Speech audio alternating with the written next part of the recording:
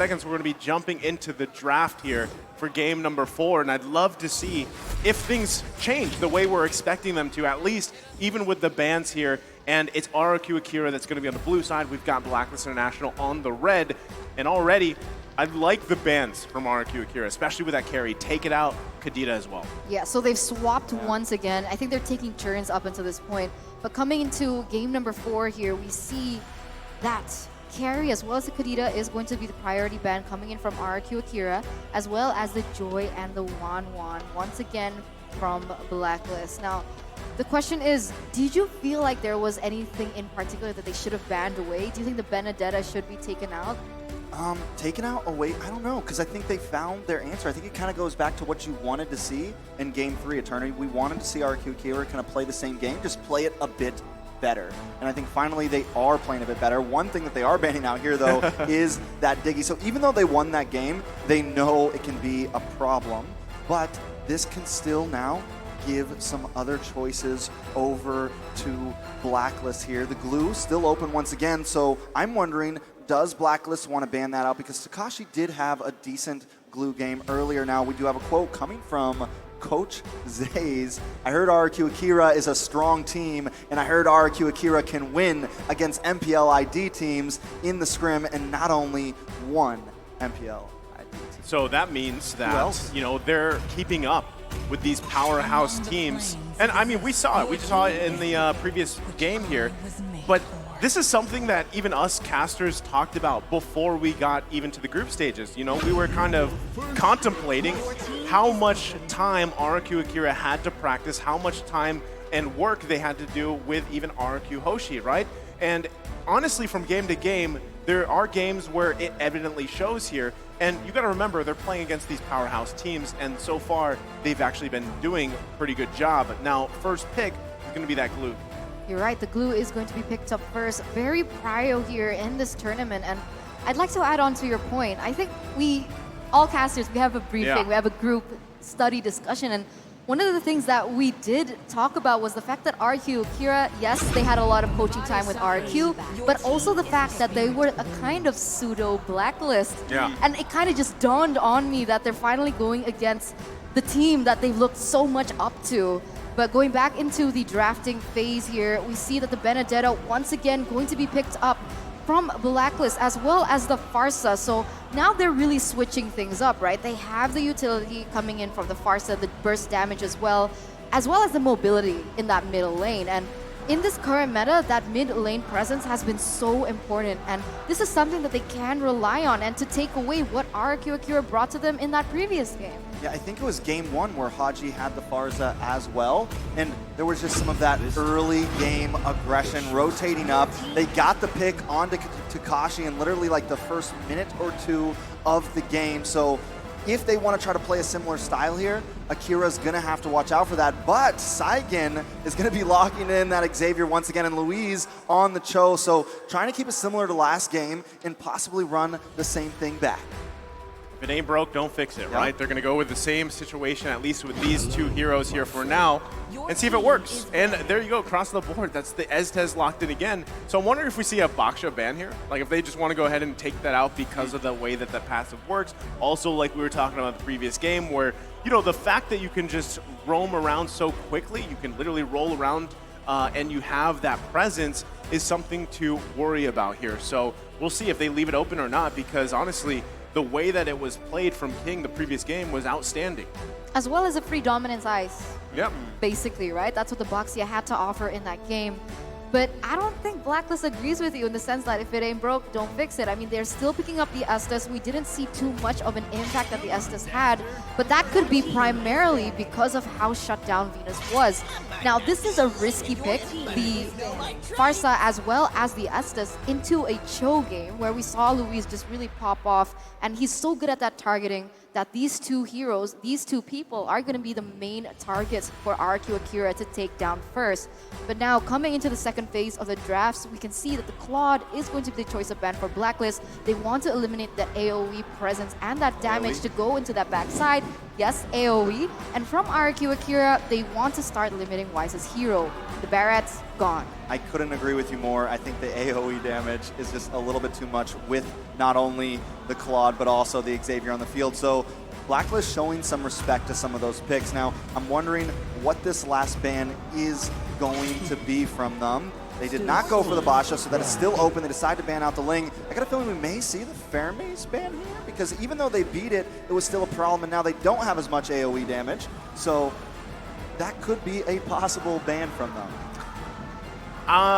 Man, I'm wondering too, like with the last ban here from RRQ Akira, what they want to play in the jungle here, because, you know, options for, at least from what we've seen from King, is do they want to lean towards the more bursty, even assassin jungle that we've seen here?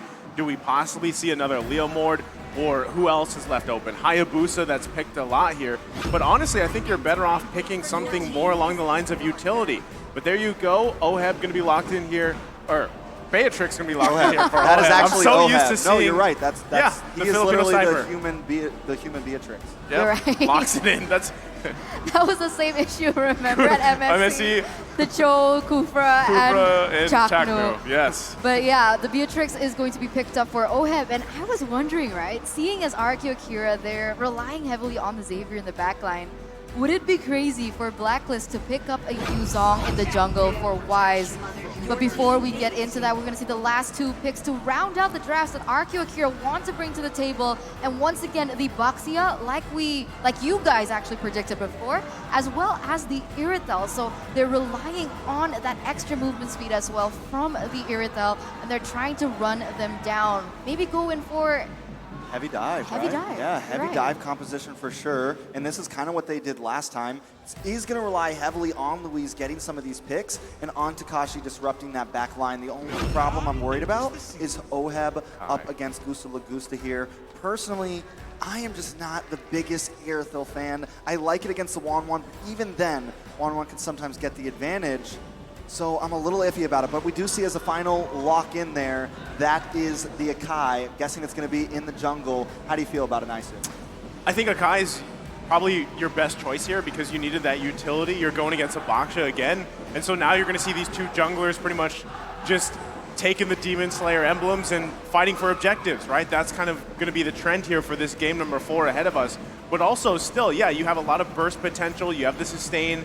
If Oheb can farm up and just kind of go in vacation mode, Blacklist International will be in a good position. But RRQ Akira, like we saw them do the previous game, they've got similar picks, right? They can still work around it.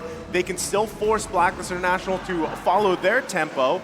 And still, this is going back. How does Louise start these fights up? I don't know. We will see, because we are jumping into Game 4 in the Land of Dawn. Once again, this is Blacklist International going up against RQ Akira in a best-of-5 series. Will RQ bring us to a Game 5? Remember, match point here for Blacklist. If they're gonna get this game, if they can take this game, they're gonna continue their journey, but Louise might not continue his. Oh, there's the first blood here for Oh My Venus. Louise, you know, just taking too many hits this early on. That's not how you want to start it up. So now King gonna be the focus here. They get the stun. He's in a bad position. You don't want to go down here. Not like this. Haji grabbing a kill.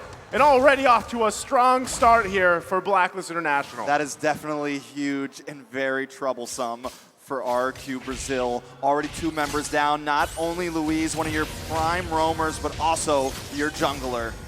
Ooh, 2-0 start, looking quite shaky. And Blacklist has been able to get this even before level 4. And this is the one thing that we mentioned about Haji on the Farsa. She's going to have so much damage even without that Feather Airstrike. And the fact that she's able to have that mini stun when she can combo out her skills, it's enough for them to use that type of utility to take these really aggressive roamers from RQ Brazil down.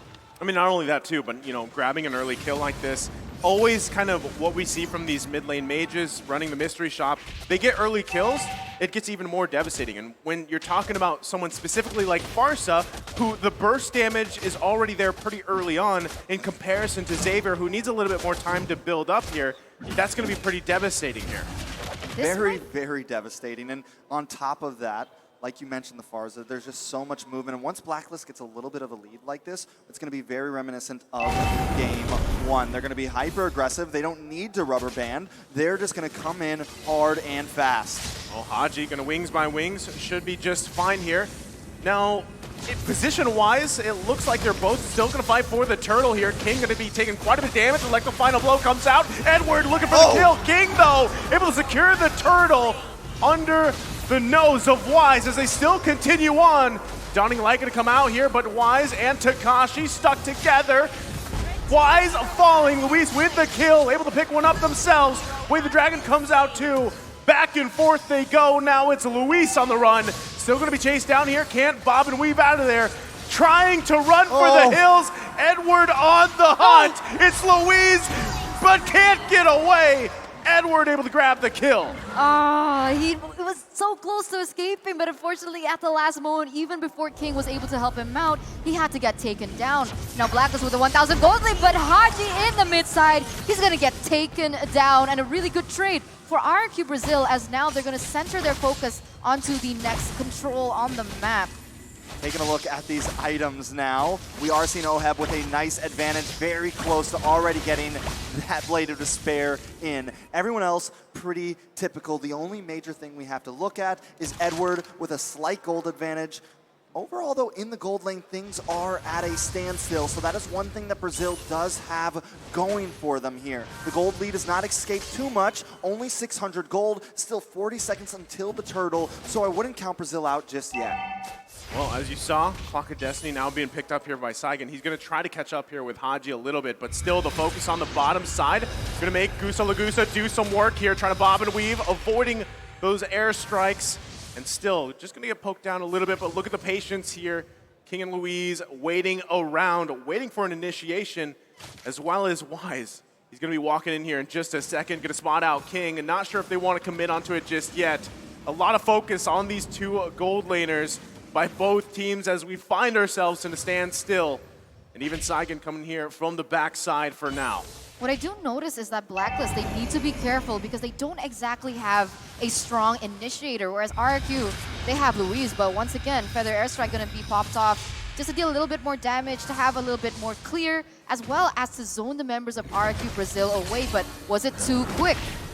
Well, they know they don't have the feathered airstrike here. Going to be working on the turtle. Wise trying to go in. Heavy spin comes out. It's King again, securing the turtle under Wise. And now it's Oh My Venus going to be trapped here. Oheb there to back up Oh My Venus. Not going to commit though. They're still going to be chasing down Takashi. Could be in trouble. Gets out. Flicker from Saigon. Here comes Edward. Electo final blow, but he's going to get kicked by the way of the dragon. They find King, punishing him down. Make it 2. Blacklist International punishing RRQ Akira. This is definitely very troublesome. Saigon trying to do something there, but Blacklist does not want to give this up just yet. It does seem like finally they're going to back off, but not until they push Brazil all the way back to their base. And at this point, Blacklist is just going to start hunting, taking out some of their jungle and feeding off of Brazil's own resources. I mean, Farsa has been so huge in all of these skirmishes, right? And if we take a look at the sub-emblems, we see that she's going for more penetration. And even without those core items earlier on, she only has the Clock of Destiny, if I'm not mistaken. Without the Winter Truncheon, she's already dealing that much damage. So imagine the Winter Truncheon coming through. She has more damage from, let's say, the Holy Crystal if they want to be crazy about it. That's just so much magic damage that they need to be able to get free. Whereas when we look at RRQ Brazil, with the way they're going for these team fights, Luis is primarily just trying to protect Gusta Lagusta, and therefore he's unable to make those plays into the back line to eliminate these threats like Hadji. Yeah, I mean, I wouldn't completely count anyone out just yet. With Saigon not having any deaths, he wasn't too far behind Hadji in terms of gold. He has also locked in the Clock of Destiny. Once he gets that Winter Truncheon, there may be some plays to happen. There was the burst right there. They got to respect it, Luis. The bob and weave out of there, the feathered airstrike committed as well. You can already see though, like some of the damage, especially from Gusa Lagusa, is building up here. Once he gets that Berserker's Fury, if he doesn't have it yet, it will be there. And then again, Electro Flash with that sprint is crucial here on the Irithyll pick. Conceal play gonna come out. Luis on the hunt, flickers in. Oheb able to dodge it, but King also gonna miss. They're gonna find Hadji. He wings by wings out. And now it's Blacklist International on the hunt here. Still, RRQ Akira gonna back off. Edward there, though, in the bush. Wise working on the turtle for now. RRQ Akira, this is gonna be very tough to fight. Saigon still waiting for that dawning light to be available. The Takashi goes in here. Now the turtle's still gonna be worked on. Everything being committed. Wise with a heavy spin, able to secure the turtle. Pushing everybody back. Takashi, though, deep into enemy territory. Can he get away from this one? It's 4 members of Blacklist International, and you can't get away from that, Takashi. Definitely cannot get away with that. The thunder has been quelled as Blacklist rolls forward on this match. I gotta say right now, it is definitely an intense game 4. The only thing that Brazil has going for them, and I was about to say it, but now it's not true, was they were even in towers. But at this point, Blacklist is coming in strong. Luis, Luis, that is a misstep on his part, as that was 3 members. Now King trying to come up with a cutoff here, but still going to be the same situation. There's just too much sustain, not enough damage from Saigon just yet. 5,000 gold lead for Blacklist here in the 8th minute, and they're trying to push the tempo even worse. And here you go, Takashi. He's gonna get pinned. Gets pinned down, heavy spin, able to pick up another kill here. And Blacklist International furthering their lead in this game 4. It's so difficult, right? Because so far, like I've mentioned before, I do realize that Blacklist, they don't have a hard initiator. So they are relying heavily on Haji for these initiates. And it's working so well. And for the moment, and for the most part, RRQ Brazil, they haven't been able to even build that magic resist. We do see the cloak coming through for Luis, but it hasn't reached that point. Okay, there you go. The Athena shield finally being built, and he's the only person who can try and negate that much damage coming in from Blacklist. And the fact that he's only built it here in the 8th minute, 9th minute, it's no concern that Blacklist has been able to dominate this much already early on. Yeah, and I mean, the big problem is the fact that he's just getting to hold on a second. Okay, Wise though, gonna use the heavy spin. Luis gonna get locked down here. Gonna be a kill going over to Oheb as they find one from RRQ Akira. They're still going around though. Wise gotta be careful. They're gonna back off. Feathered Airstrike to follow up, forcing out everything. And RRQ Akira now down 1 member. Lord in the taking for Blacklist International. That is definitely bad. And before the downfall of Brazil interrupted me, what I was going to say was, the fact that they're just getting defense against Haji is definitely troublesome, because now, as we're into the 10-minute mark, we have Oheb to worry about, who has gotten a lot of items, and now King in trouble. Yeah, there's no way you can get out of there. King was trying to get the opportunity to go for that retreat still if he could. I mean, that happened, you know, we saw that happen to the Turtles, but by this point, Blacklist International not going to let that happen. Definitely not going to have to let that happen. But Brazil wants to keep on fighting. They find Edward there. Oh, Edward, you can't escape that one. Gusta Lagusta able to pick up a kill. Feathered Airstrike coming down. He's going to sprint out of there. Now Wise committing the heavy spin, looking for a cutoff. Finds Gusta Lagusta. One hit away, going to be able to survive. And now it's King going in. Wise could be in trouble here, but the damage from Oheb is too much.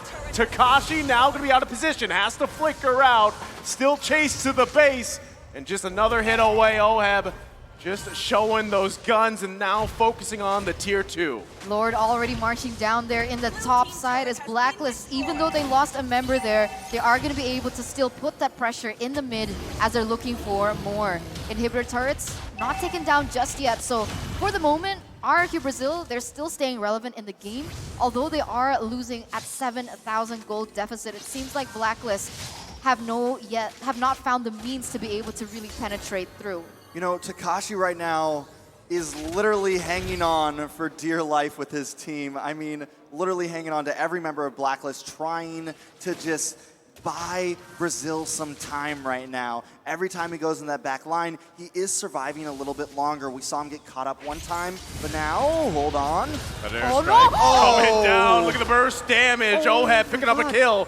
King gonna be out of position a little bit here. He was waiting for the moment that they could find anything. Gusta Lagusa, is he gonna be stopped? He's able to survive a little bit longer. Still RRQ Akira trying to hold on, but again, Oheb has the damage. 6-0-2 on that iconic hero of his, and they might be pressing the situation even further. focusing on the top side, gonna go ahead and grab this inhibitor turret. King now finally back in the base here. Edward grabbed that bottom. They're holding on for dear life. Feathered Airstrike gonna be committed, and it's another one. Oheb able to secure another kill, pushing them back further. Wise cutting off Gusta Lagusta. Edward on the follow-up, but should be able to get away here. Base almost fully explodes. The flicker comes in. Can they still follow up? Gusta Lagusta still on the run. Where can he go? Blacklist so much International on the hunt here. He's buying time, but at what cost? Still going, can't get the kill. Hadji to clean up. Definitely a valiant effort, though, and at least he pulls Blacklist away from the base, and he does buy time, in fact, but just enough time for the Lord to be back on the map into the hands of Blacklist. But I gotta say, right, that was genius, because if he didn't pull that, they would have ended that game. But RQ Brazil, with that play from Gusta Lagusta, they're going to be able to prolong and try and recalibrate themselves, recalibrate their mentality of what exactly type of gameplay that they want to go for here, even though Blacklist is going to be able to get this next Enhanced Lord. But looking at the items, things are looking quite bleak, right? I mean, the problem is Gusta Lagusta, she has her items, right? You already have the crit, you have the attack speed, but the problem is because of that range, because of how big that Pharsa's ultimate is, he can't get close enough to deal the damage, and it must be so frustrating. Yeah, definitely very frustrating, especially the fact that Luis can't get in there to help at all, right? Every time he goes in, he's getting melted down, but the question on everybody's mind, can they defend this push? Well, they're going to have to deal with it as Lord in the mid lane. Flicker's coming in. Takashi trying to make a play, buy some time and some space. They're still going at Edward in the backside with Electro final blow. Dawning Light to follow up. It's not enough. Oheb does fall, but Gusta Lagusta as well. Both gold laners are down. Still the action ensues as Hadji grabs a double. Takashi once again all alone here.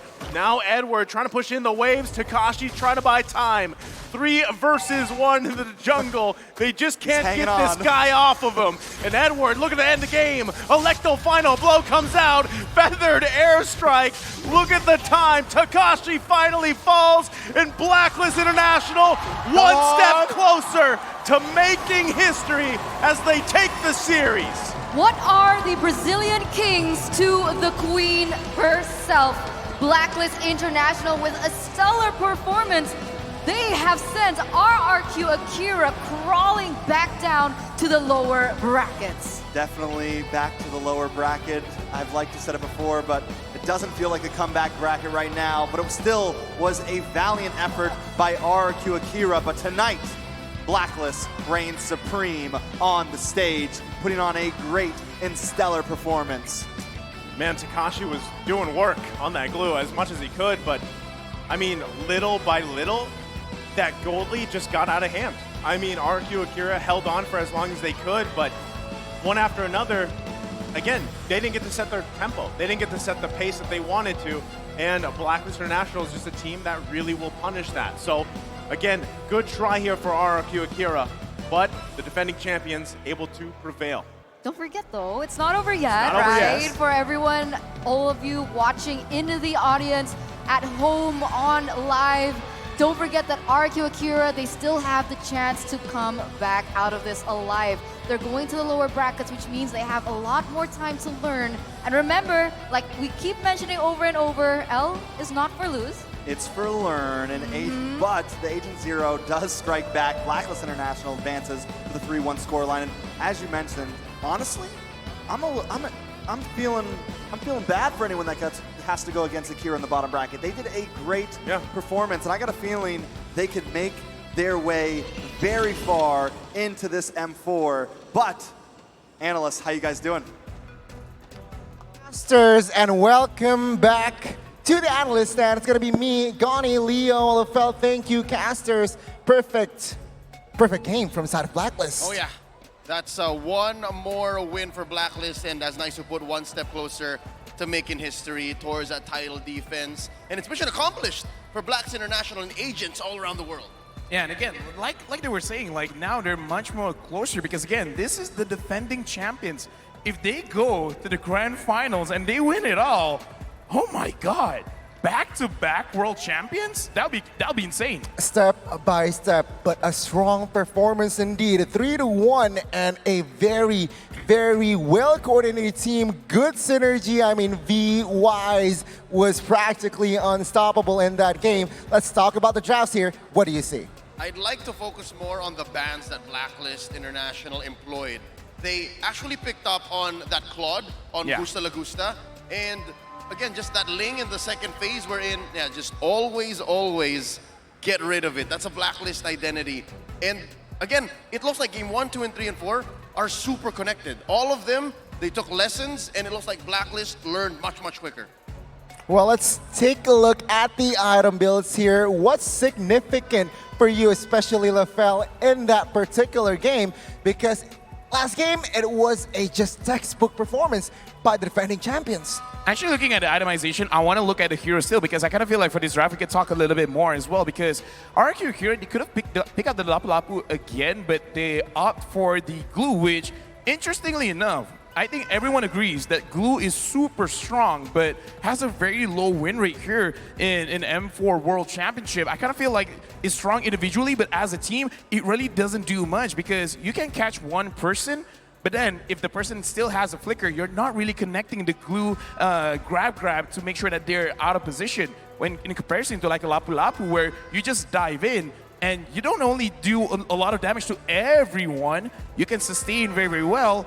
And your AoE stun is an AoE. You can hit a lot of people. Yep, given what the item builds look like for Blacklist and RRQ Akira in this 14-minute game, the items are really, for the most part, going to be as generic as it gets, right? There really wasn't much of an interaction here, at least on early glance. So it really was those heroes that they came into the game with that made the difference. Something I'd like to note, the fact that RRQ Akira tried to ride their momentum and again just changed maybe one or two heroes from that winning game, game 3, and then I guess Blacklist was just so much faster on the pickup.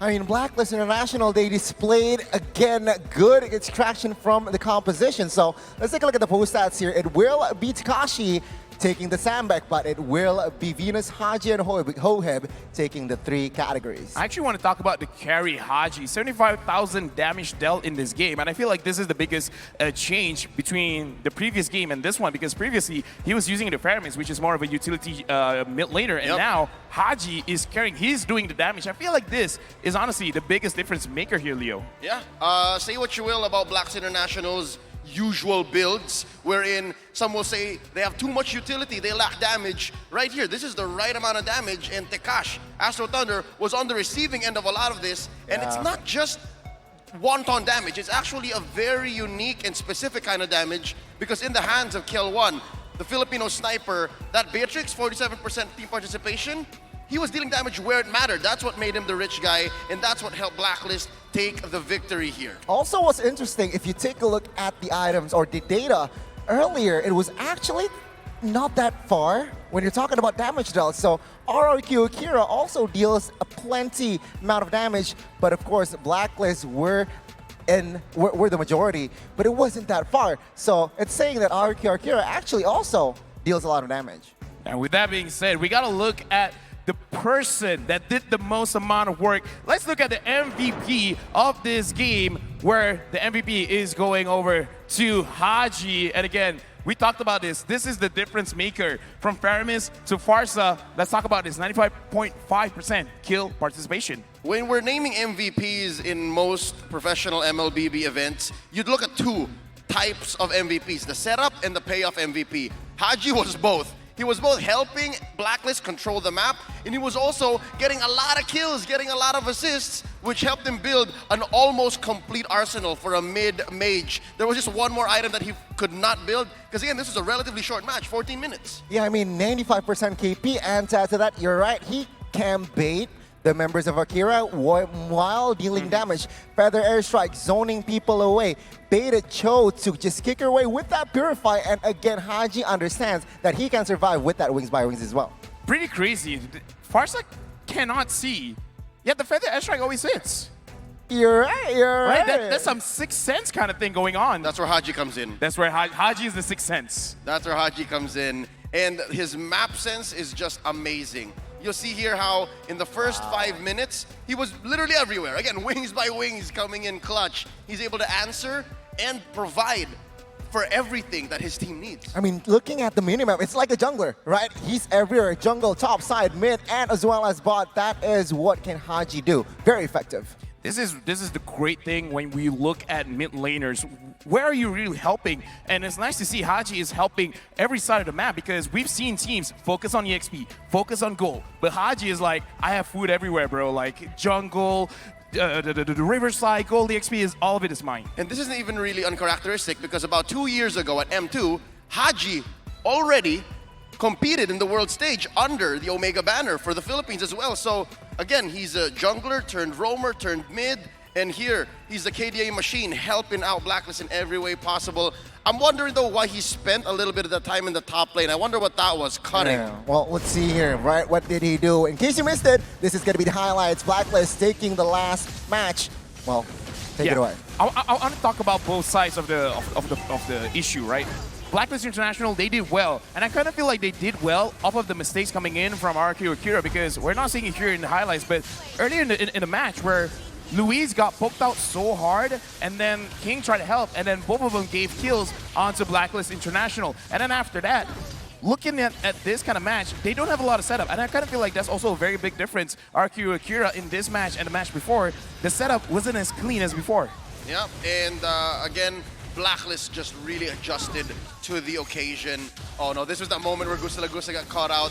I have to also talk about and bring up the interaction between Glue and Farsa. You can just fly away, just walk away, and don't get hurt. And then if Tekashi does drop off, then you let the rest of Blacklist deal with it. That was something that was so well coordinated, and the shot calling on that was just immaculate. Amazing performance displayed. The defending champions again showing quality in Mobile Legends. Ladies and gentlemen, that is going to be the last match for today. It is going to be confirmed. Staying in